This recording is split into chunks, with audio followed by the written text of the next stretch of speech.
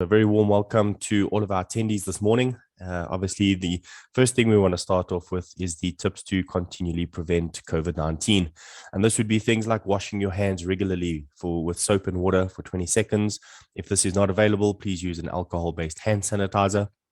Avoid touching your eyes, nose, and mouth with unwashed hands. Adhere to the social distancing measures. Cover your cough or sneeze with a flexed elbow or tissue, and clean and disinfect frequently touched objects and surfaces. If you are able to, please do your part and get vaccinated. So moving on to our toolbox talk for this morning, we are looking at caught between. What is caught between, and what are the very serious dangers when it comes to being caught between or in between something? To start off with then, our safety thought for this week is for you to think about safety. It couldn't hurt. So when we speak about caught between, these types of hazards kill workers in a variety of ways. This would be Caveins and other hazards from excavation work. And this is one of the most important ones. And this is something that we're actually going to spend a little bit of time on speaking about this morning. Other types of caught between hazards are when our body parts are pulled into unguarded machinery. So very important to ensure that all machinery is guarded, and please never work on a machine if it is unguarded.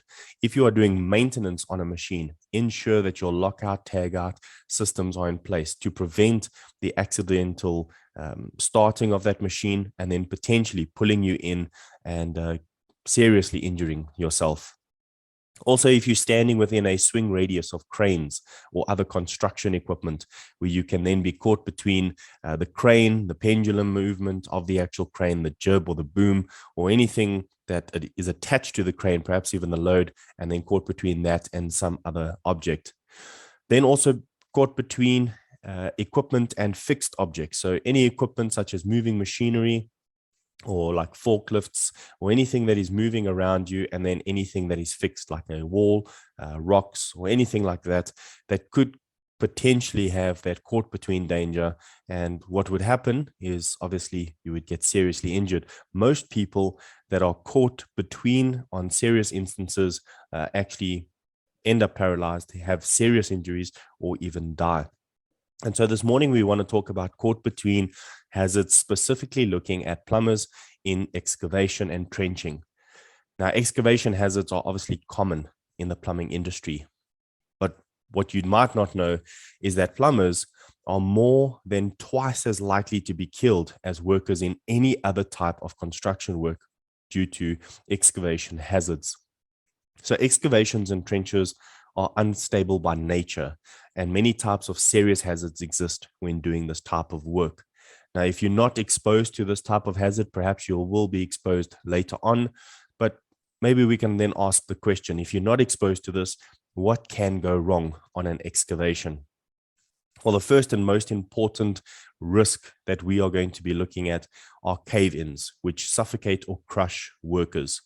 This is really when any soil or any side of the actual excavation or trench collapses inward and then suffocates and crushes that worker. The excavation can also have hazardous atmospheres, such as oxygen deficiency, flammable gases, or toxic gases inside that actual excavation. Then the other two risks of working in an excavation would be drowning in water, sewage, or chemicals, if these haven't been controlled by diverting them somewhere else to prevent exposure to these things. Or you can face burns, electrocution, or explosions because you are working with underground utilities. So if there's steam pipes, hot water pipes, gas pipes, or electricity cables that are running through the excavation that you have not checked for, those are other very dangerous situations that you could face. But what we want to specifically look at again are cave-ins, because cave-ins are a lot likely to happen. The reason for that is when we take a look at excavations and trenching, we often forget about the most important things that could go wrong. So yes, you're working in an environment where there's a lot of oxygen, and so many don't face serious hazardous atmospheres, very few out of the majority of excavations that are being done.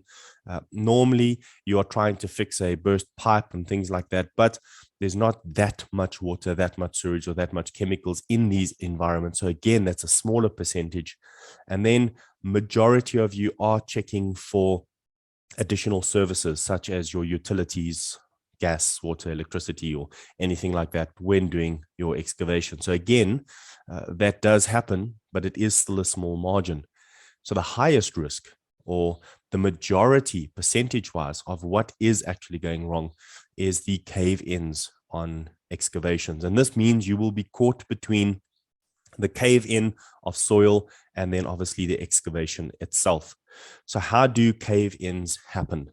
Well, this happens when the soil is unstable, and so proper inspections are not being done. There's also a possibility for the unstable ground to move because of a lot of vibration from the working environment. It might not even be in the direct environment or working environment or site that you are on. It could even be from trains close by, trucks that are constantly driving past and vibrating the ground, slowly moving the soil, which can cause a cave-in. Even traffic or machinery that is around that area will cause vibration in the ground. Now, you might not feel it yourself, but it is constantly happening. And because incorrect procedures or correct procedures rather are not being followed, and thus incorrect procedures are being followed, then what is happening is cave-ins are causing a lot of fatalities. And as a plumber, you are working in these environments all the time.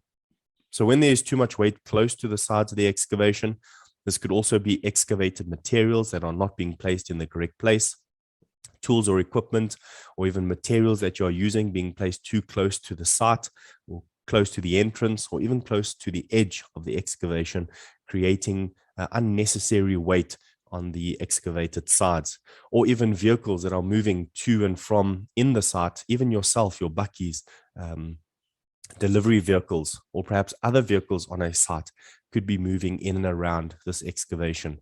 And the weight of this could shift the soil and then also cause a collapse or a cave-in where you could be caught between the excavation and the soil. When there is water in the excavation, it also makes it very unstable, as well as the different changes in weather. So heavy rain, like we have been experiencing, freezing, which is starting to come up, obviously now coming into winter, or any melting. The heat that we have experienced during summer might not be anymore, but this is South Africa. We have different seasons every day. And so we do need to be careful of these different weather changes when working on any site. But what law actually governs excavations? How are we going to protect ourselves and our employees from caught between hazards, especially looking at excavations? Well, since excavations are considered construction work under the definitions for construction work, we do need to have a look at the construction regulation section 13. And so we might not have to abide by the entire construction regulation. And this is why it's very good for you to have a legal register in place. If a scope of work or part of your work includes excavation and your client states that you have to look after the construction regulations, perhaps it's not the entire construction regulation. It might only be parts of it in order to ensure that that scope of work is kept as safe as possible. But then if it's an excavation that is maybe too low or too small or too shallow to be considered actual construction work, and this is all dependent again on your client and your risk assessment, then you do need to still look at your general safety regulation section 13. And this is also looking at excavations and trenching. And that will tell you, from 1.5 meters, then you need to start shoring. Before that, you don't, but you still need to have adequate bracing, and etc. So we still need to adhere to the construction regulations, even if it's in principle, and then 100% to the general safety regulations, because it is general safety. In other words, it is applicable to any person or any company. Now, due to its hazardous nature, the excavation or trench can also be considered a confined space, specifically looking at the risks and hazards within an excavation or trench. And so you need to also have a look at the requirements of General Safety Regulation Section 5. This is work in confined spaces, and you must adhere to each and every one of these. But let's look at the most general regulation. Let's just look at excavations in terms of your General Safety Regulation 13. We'll go through each part. We're not going to spend too much time on it. Obviously, we don't have a lot of time in these toolbox talks, but let's look at the overview of what the requirement is from your General Safety Regulation. First of all, it's talking about every employer. So you are not exempted if you are performing any excavations. So if you are working with any work and it's in connection with an excavation, then every worker has to adhere to this. Please remember, it is general safety, and so you are not exempted. First of all, what must you do? Well, you need to ensure that precautions are taken in the form of adequate shoring or such other means as may be necessary to prevent the accidental collapse of any part of that structure or adjoining structure. So what we want to ensure is precautionary measures are taken. Now, it's not being specific here because every site is different. And so you need to take a look at the various hazards that you will find, the loose soil, the type of soil, how deep is the excavation going to be, how far from other structures will the excavation be. All of this must be taken into consideration. So when we take a look at the good practice of excavations, ensuring you've got adequate access, bracing, shoring. If you take a look at the three pictures that you see over here, there's different methods, different types of ensuring that your excavation is done correctly. Again, it is all dependent on the type of excavation or trench that you are going to be digging. You see, whatever you need, there is going to be a guideline for it. It might be very general. It might seem to be vague, but what we need to address is what is the actual work I need to be doing? Then the risk assessment will tell you the hazards and risks you will face. And so we cannot stress this enough. One of the most important things that you have to do with an excavation is ensure it is correctly assessed in terms of its risk and hazards. Then the various areas of your general safety regulation will assist you in more specific requirements in terms of your precautionary measures. Because you will notice under General Safety Regulation 13B, it says excavation which is more than 1.5 meters deep and which has not been adequately shored or braced if there is a danger of overlapping materials or sides on excavation collapsing. And so you're not allowed to work in any excavation that is deeper than 1.5 meters if it has not been adequately shored or braced. So either you have to have shoring, like you see on the far left-hand side, or you have to have adequate bracing, as you see in the other two pictures, the center and the right one. So again, if you are not having an excavation that is more than 1.5 meters deep, do you need to have adequate shoring and bracing? Well, the principle still relies on ensuring that any excavation does not have the risk of collapsing or engulfing or being caught between any shored material, equipment, machinery, and the actual excavation itself. You also don't want anybody to fall into it, even if it's a meter deep. And so we still need to have a look at what your scope is and then how to protect yourself in accordance with this legislation. Now let's take a look at Section C. This is to ensure that any support, shoring, or bracing, as we've just discussed, is designed and constructed so that it is strong enough to support the sides. Now, if you have a look at these four ways that excavations could collapse in, causing a caught between hazard, you will notice that you have to have different types of shoring or different types of bracing, dependent on the type of excavation that you have. As we saw earlier, you might just need shoring.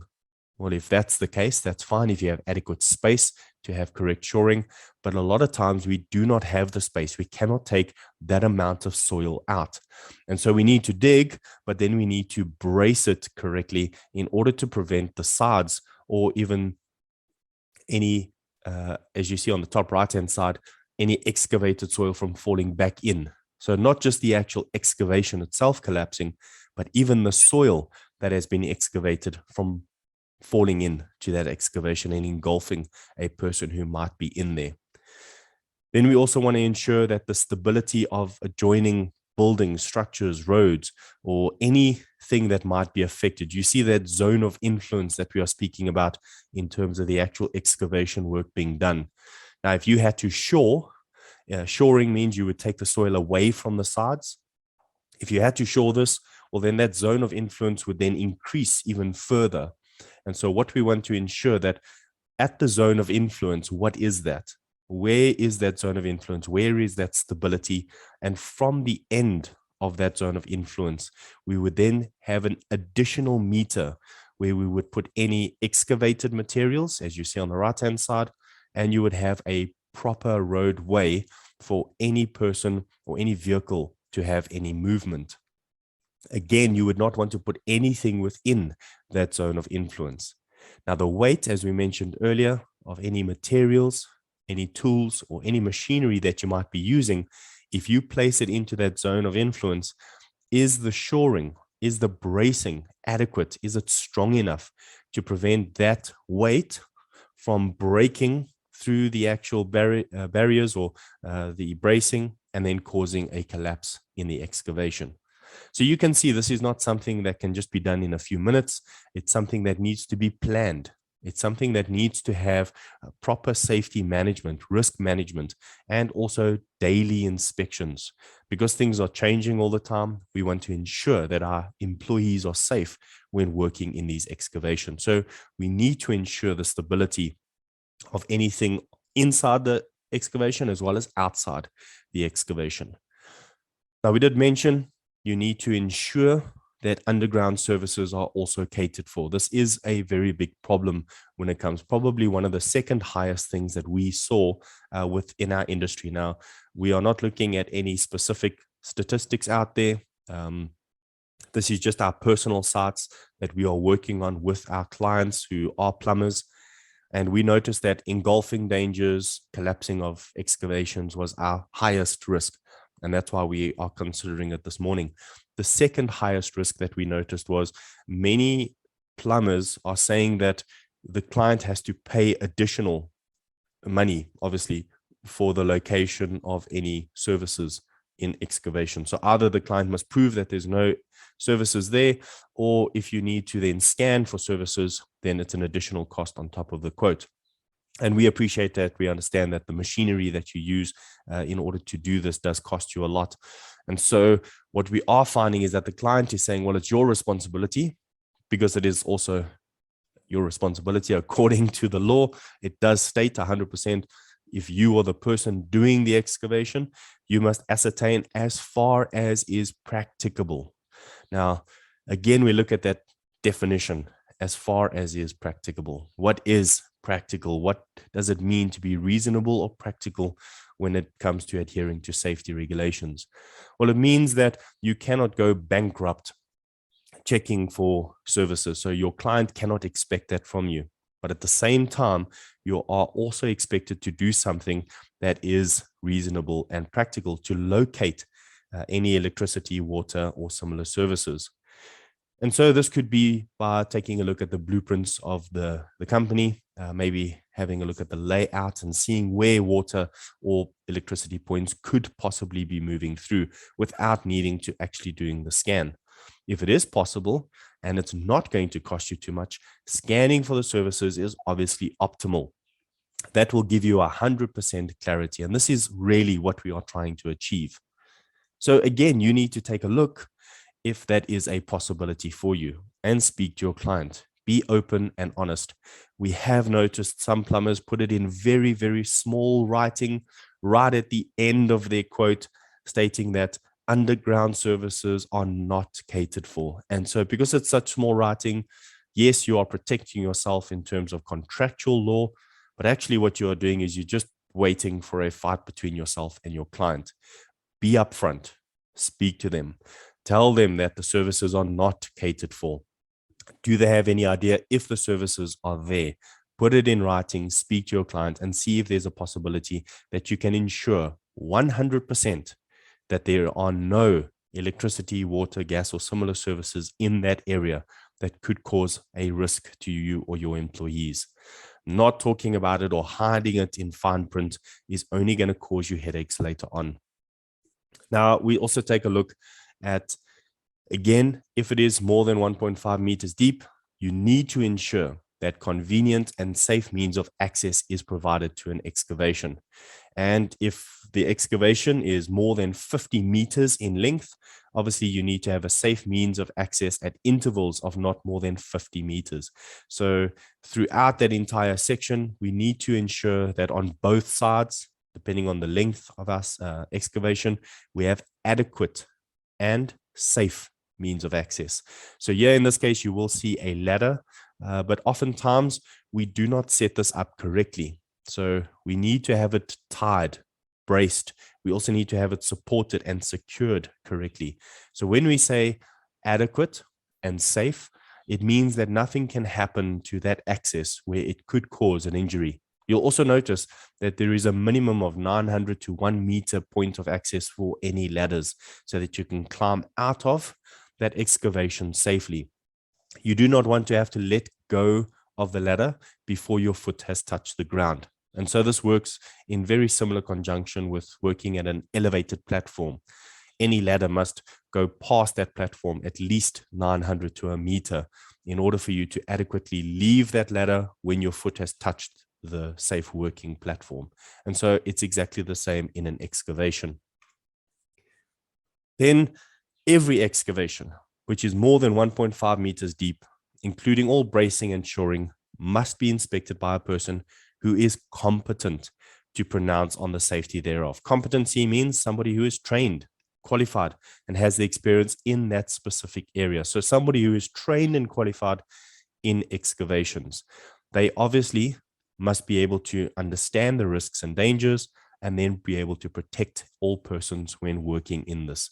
Now, you'll notice it says more than 1.5 meters deep, general safety regulations. In fact, in construction, it doesn't matter what depth your excavation is. We will require you to do an inspection every single day. And that is because of the dangerous, risky nature of working in excavations. So, as we mentioned before, in all the courses, all our toolbox talks, this is minimum compliance. Don't just go for minimum. If your excavation is 1.4 meters deep, don't say the law does not adhere to me.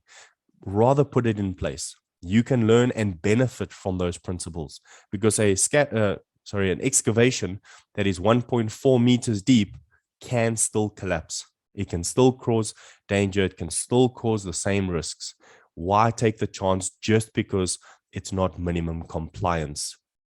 Now, looking at the second last point, we must ensure that the entire excavation is protected by a barrier or fence, at least 1 meter high, obviously, so it must come up at least 1 meter high, and it must be as close to the excavation as is practicable. Again, practicable. What is practical when it comes to ensuring you have a guardrail or a barrier or a fence around your excavation so that you can prevent any person from falling through, ultimately, any tools or equipment, or even any excavator material from falling through.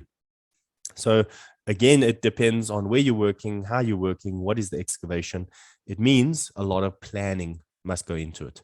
Now, the final thing is to ensure that it is provided with red warning lights or any other clearly visible boundary indicators at night or when visibility conditions are poor. So if there is poor visibility or if it's at nighttime, if your excavation stays open at night, it needs to be adequately protected with warning lights and clearly visible indicators. And so you can see this picture here. It might not have lights specifically, but it does have reflectors. It has signage. It shows that there is a specific danger. Please do not use danger tape. Danger tape is not adequate. We are looking at something that is clear, visible, and something that is adequate. Danger tape is none of those. So it has its place, but it does not have its place around an excavation. And so caught between, obviously, an excavation and the soil, the materials, the tools, equipment, has the potential to cause a high loss or fatality injury. Please do not become one of those statistics. Think about safety. It couldn't hurt you. So we thank you very much for joining us this morning for this Toolbox Talk. We want to remind you about the final one, lifting and lowering, obviously looking at mechanical means or even physical means of lifting and lowering any type of load. For those of you who have already appointed yourself or a person in your company to do the prime course, we thank you very much for your applications. A few approvals of applications have already gone out last week. The manual for the very first section, which is the first 3 courses of prime, will be sent through to you during the course of the day. And then IOPSO will get in touch with you to put you on the LMS system. So that manual that you will be receiving, please make sure you start reading through it as soon as possible. A lot of the information in prime is not given to you. It needs to be studied. This is a mentorship program. It does run for 12 months, and you have our full backing to ensure that we can assist you as much as possible with the entire program. So if you are going to be doing OHS Act, legal liabilities, or SHE representation activities in the workplace, please remember to start reading that manual as soon as possible. Just to say a very big thank you to all of our attendees once again. We hope you enjoyed your long weekend and have a safe week.